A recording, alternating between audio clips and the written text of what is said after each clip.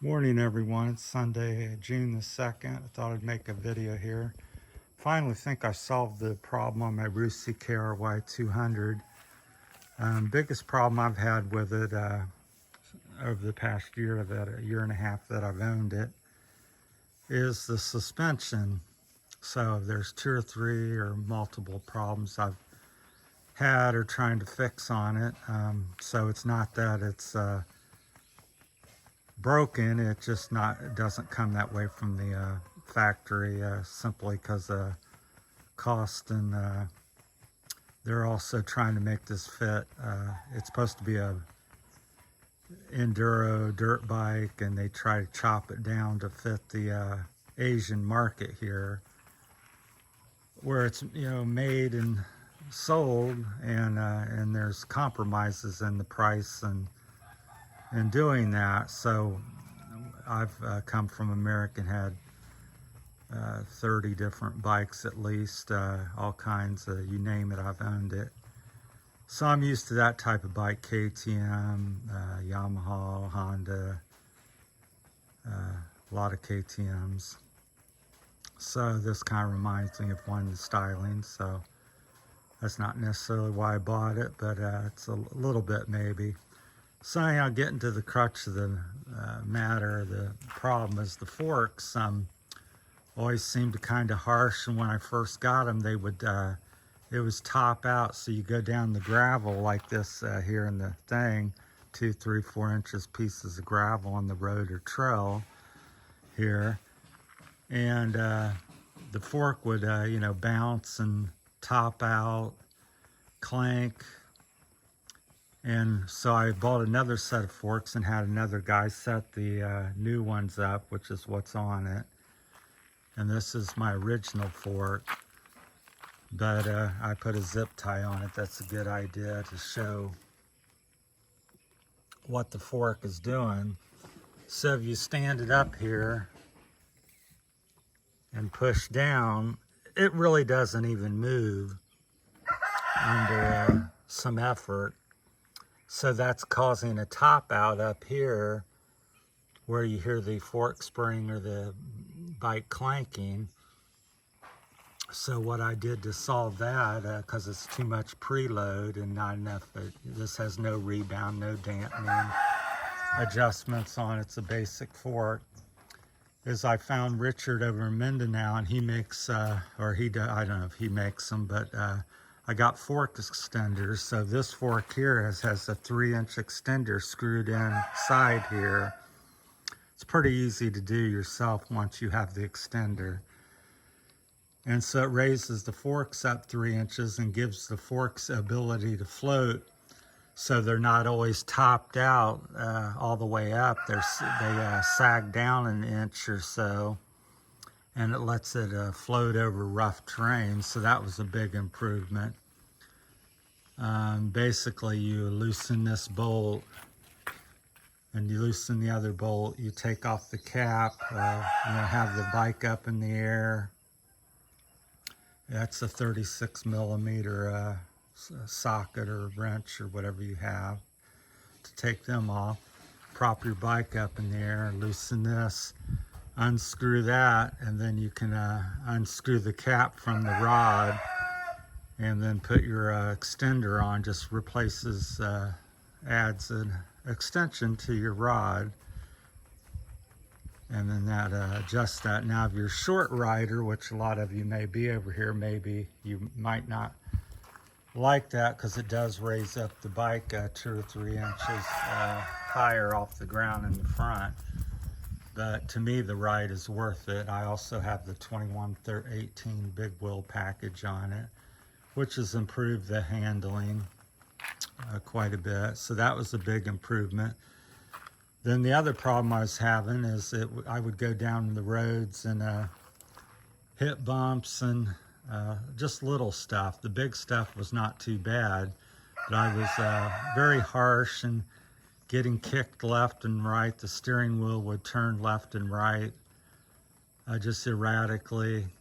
And what I finally discovered, I believe, is over here, what it was doing is These are your fork seals down here. These are the dust wipers. The fork seals are above them. And the fork seals were sticking, so one would grab, the other may not, or one would grab and the other one grab a little bit, and cause the fork to, one side to dive and the other side to want to hang up and stay up. So it would cause the front end to steer left and right. So over here, what I did on my bike and discovered is I pulled off the dust wiper. This is that. So you take like a butter knife or something dull, screwdriver, and gently pry this off. Go around it and work the side, then pull that down. Here, then put a little grease or oil, whatever you prefer. I think grease is better. Put a little grease in between the dust wiper and the seal, the fork seal, which is still in there. You don't remove the fork seal, you remove the dust wiper. Slide it down. Put your little dab of grease in there, just a fingerful. Wipe it around, then you pump the fork up and down. Move the slider up and down, and that will grease the seal up in here, work grease in it. Then you just put the slider back up, the fork seal or the dust wiper, fork wiper, and then you wipe this off to keep it clean. And that lubes the fork and then in the binding. So now it's really smooth. When I hit bumps, I go straight down the road. So it's made a huge difference. So after a year and a half of having sticky fork seals, I didn't realize what that was. I kept thinking, oh, it's my headset. I thought, no, it's the tire. I thought headset bearings. I thought my fork was out of adjustment, which all them things could have been. So, but that really improved the suspension. Also make sure you're, when you put a new wheel on or take it off and on, that you do it in a correct order. Tighten up this, tighten up the nut there, then you push the suspension up and down and let it align. And this axle should float on this side. And the last thing you do after you line it, and some people spin the wheel and hit the brake 2 or 3 times, or push up and down on the suspension, and then you be real careful not to move that, and then you tighten these up. It self-aligns the fork so it's not binding left or right. It centers the fork, so that's the way to align your suspension on the front. Tight, tight. This is all loose. Make sure this fork will slide up and down the axle. You receive movement. Press on your suspension up and down. Then let it sit. Don't pull on anything. Then tighten these 2 last, and then your forks will be aligned to the front end. The other thing I did on the back, we'll probably jump around here a little bit, is also, I think it's overly sprung and too much preload from the factory. So you go in here and in there and you take them screws, back them off. You want just a little bit of a float to it so it sags. You don't want to spring back too aggressively or be too tight where you don't have no float on top of the shock. So you should be able to push your bike down and it have just a little bit of give. If there's no give, then it's probably overly tight. So loosen them up and loosen your spring preload down in there. There's two big things where you can take like a screwdriver and a hammer and loosen them rings and loosen the spring. So clockwise tightens, counterclockwise loosens, and adjust that. Then to really test everything, go down like a road and hit a few bumps, or speed bumps, what I like, because it's pretty consistent, and run over that, and you want your bike to react similar to that. where the front end, if you're sitting down and you hit it, the front end doesn't bounce up, the rear end doesn't bounce up, or they do a similar reaction. So if you got it really dialed in good on a nice bike, you can run over a 6-inch bump and basically sit down and not feel it.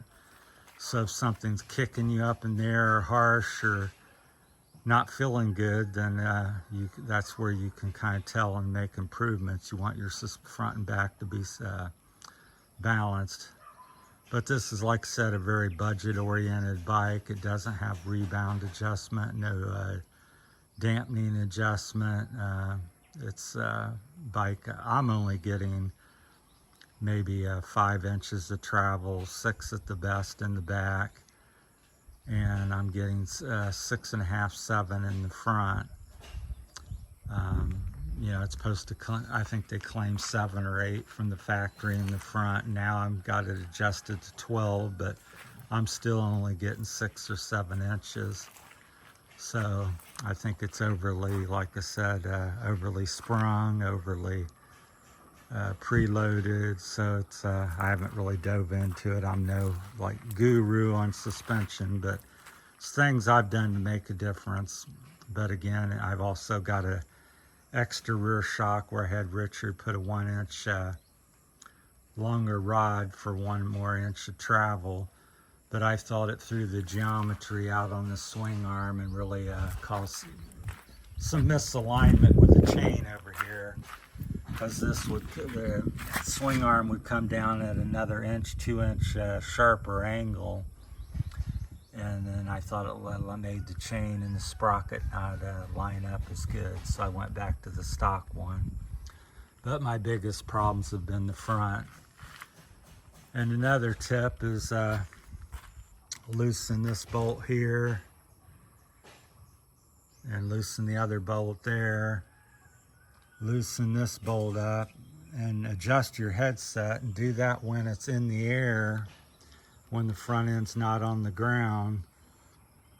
And you tighten that up so your handlebars don't move so freely. If you just lift it up and hit it with your finger and it goes up and hits goes all the way over here and turns all the way over, then your steering headset's too loose. So a lot of people don't realize that you can kind of use that as a steering dampener to some degree. So you want it to be where you push on the bars and it doesn't slap the steering stops, which are down here. See that bolt thing sticking out? That's a steering stop right there. So if it just flips over and hits that really hard, then your headset's too loose. So tighten it up so it kind of has some friction to it, where it takes it won't just turn left and right and hit that. So put it in the air, loosen the fork clamps on the top only. You're going to loosen this bolt here, and then underneath this, you take a screwdriver and hammer and kind of hit that ring under there and tighten it up until it's kind of got some friction to it. And then check it as you got it. Like I said, again, you're up in the air. Tighten this down while it's up in the air, because sometimes this will over tighten it again. So tighten that up. Then if it still feels good to you, then go ahead and tighten the bolts up again, your fork bolts there. So, but you know, don't just tighten it down and say, well, I feel that's good, and then tighten this up, because it may tighten it up to, you know, add more compression to the bearings.